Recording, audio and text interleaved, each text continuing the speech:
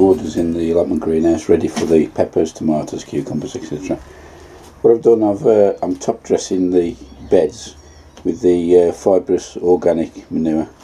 Normally I use 6X, as you're quite familiar with, but this time I've got some of this stuff. It's called Orgro, and I'll just pop it inside and have a look. It's got a very distinctive smell to it, and initially it looks similar to 6X, but it seems a lot more coarser and a few more lumps in. I don't know, that'll come out in the bag. So I'm going to top dress all the beds with that, rake it all in, mix it in, and then give it a good watering before I start planting out. Well, that's all the borders done now. I've raked them over, nice fine tilth, give them a good watering so they're damp and that, plenty of moisture down to a good depth. Both sides of the greenhouse, this side and this side, I'll be putting tomatoes, probably 4 in each side, not sure varieties we'll be using yet. And along the back wall behind me will be going the cucumbers, and say at least 4 in there. Towards the front of the border, completing the U shape, there'll be the peppers and maybe the chilli. I think I've got 1 or 2 chilies in there, but mainly sweet peppers and that sort of thing. So that's the plan. As usual, for the tomatoes and cucumbers, I'll be using these halo rings. Seem quite popular with a lot of people on YouTube now. And so what I've done with mine, I've actually chopped off the actual prongs, what was in there. Some people drill them out a bit bigger, but I tried that and even I found then sometimes it's blocking up, so I've just cut them off completely level with that. I opened the hole up, I think there's a 10mm holes in the bottom around there, and I have no problem now with the water draining out correctly. So let's crack on.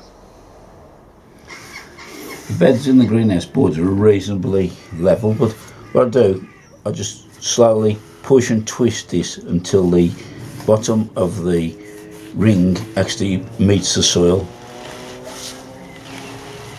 and that's all I do. So that there is just resting completely all the way around on the bottom of that ring, and then repeat that for the rest of them.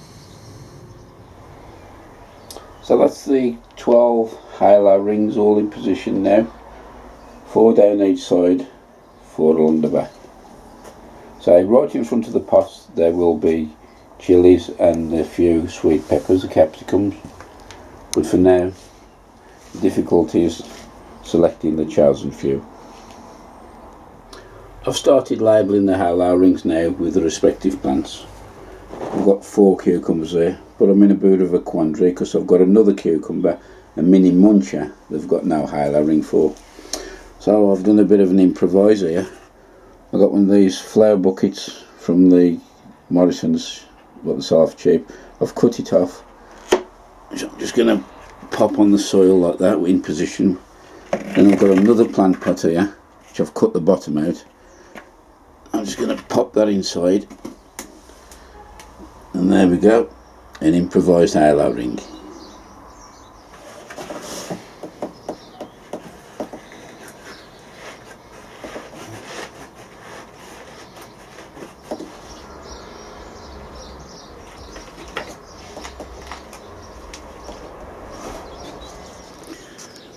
He joined me for early doors this morning. It's just gone 5 o'clock. There's only me and the birds out, and it's fantastic. Just going to enjoy a cup of coffee, and then we'll see about what we're going to be doing today.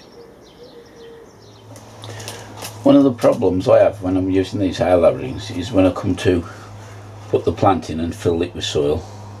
I'll use that as a template, and putting the soil in here tends to get spillage here, and sometimes it can clog the holes a little bit. So what I've come up with, I've got a bit of cardboard, just put that over, press it down. That's a nice little mat there. And then you just get the soil and pop it in.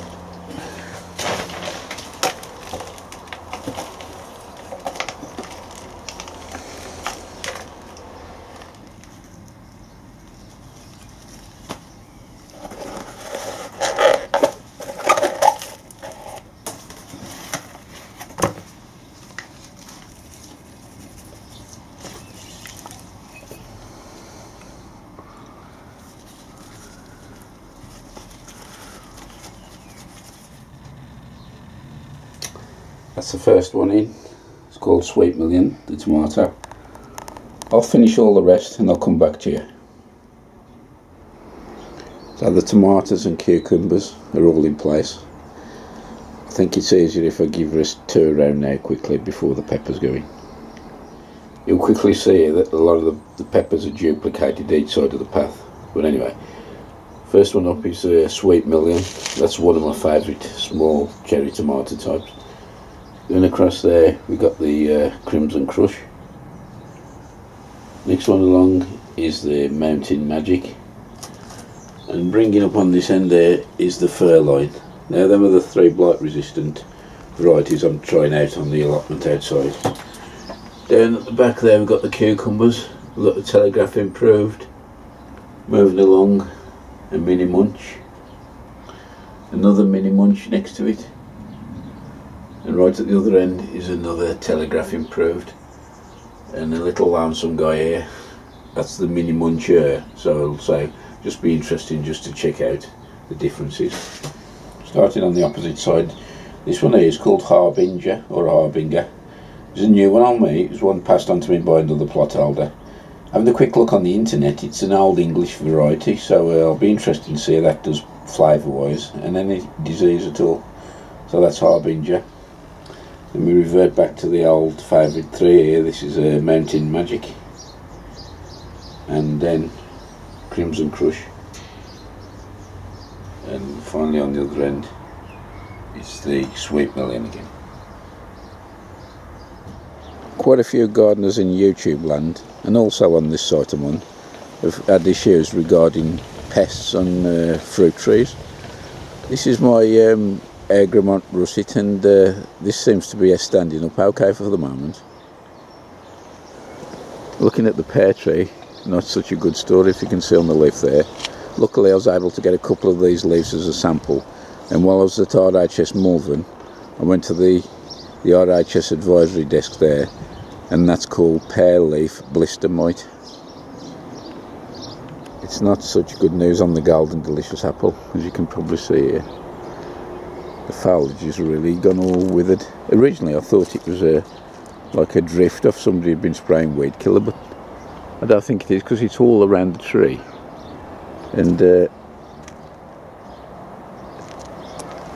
somebody asked me if I'd pruned the tree, and I says yes, but I don't know if you can tell from this shot, I'd only managed to prune up to about 6 foot high, and I never took the whips out at the top, and they seem to be more or less unaffected. It's all the stuff down the bottom which has been pruned, so I can't actually tell what the problem is. Anybody got any ideas, please leave it in the comments below. But so there still looks a fair bit of fruit on there, so hopefully it won't be too drastic. The peppers are all in and planted. I'll just give her a quick tour around. On the bottom here we've got one called Lipstick, and the next one there is called Orange Bel. Both of those have been donated by other plot holder. Then we've got the old traditional favourite there, the California Wonder. These two on the end here are chili plants, them seeds I had from Pete Edwards, and I've got another 2 on the other side. And along the back is the lovely long red one, is the Cornel di Toro Rosso. All those there, the 5 plants, the Cornel di Toro. These 2 here are the chili plants I had from seeds from Pete Edwards. Another California Wonder, it'll soon catch up, that's a bit behind. Another Orange Bel, and I'm not sure what this is, something I've had donated, not sure what variety it is. So that's all the peppers done now. And so I've got a few spare, see if anybody wants some. If not, I might put them in the pot and leave them in the coal frame. Now here are a few jobs that you may wish to consider for the month of June.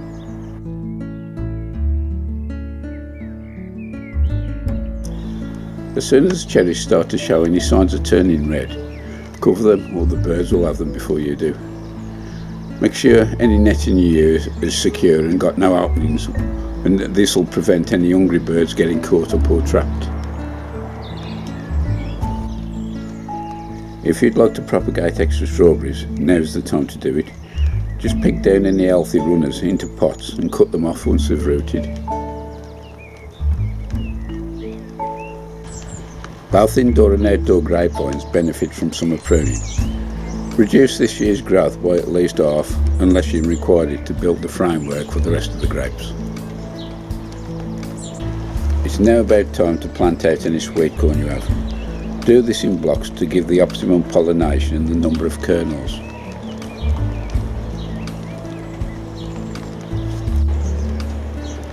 Cordon tomatoes will be growing rapidly, so remove the side shoots to focus energy on the fruit trusses. Repeatedly sow short rows of quick maturing crops such as radish, rocket, baby carrots, spinach and cut and come again salads. Cabbage white butterflies are out in force now, so beware, otherwise you'll wake up and only find the stems there. So be sure to cover the brassicas with a fine mesh netting. Continue to lift new potatoes frequently so that they do not grow into large jacket-sized spuds. Don't wait for the flowers, just have a dig down in the soil and see what you can find. I'm about to start planting out my sweet corn. Now normally I plant 36 plants, 6 by 6, but seems my daughter's at uni now, our requirements have dropped a little bit, so I'll be doing exactly half of that. 6 in a row, 3 rows. As you can see, I've got more than enough plants to go, so I'll pick the best 18 plants. This variety is one of the popular ones at the moment, and it's one I've grown for 2 or 3 years now. It's called Incredible F1. I've done the others like Lark and Swift and that, but out of all of them, this one's given me the most rewards. Definitely a good 2 cobs on there, and sometimes more. And say it is reliable, so recommended by me, Incredible F1. So there we have it. Looks a bit of a puny effort to what we usually used to, but needs must. I'm sure they'll pick up. And that's the sweet corn in for 2019, Incredible F1. Well, we've just had the most torrential downpour, which has probably got the plants jumping for joy. I've almost planted now, so hopefully in the next one we might as well try and get a plot tour in. I think I've only done one since Christmas, so I'll see what we can do for the next one. So until then, see you later. Bye for now.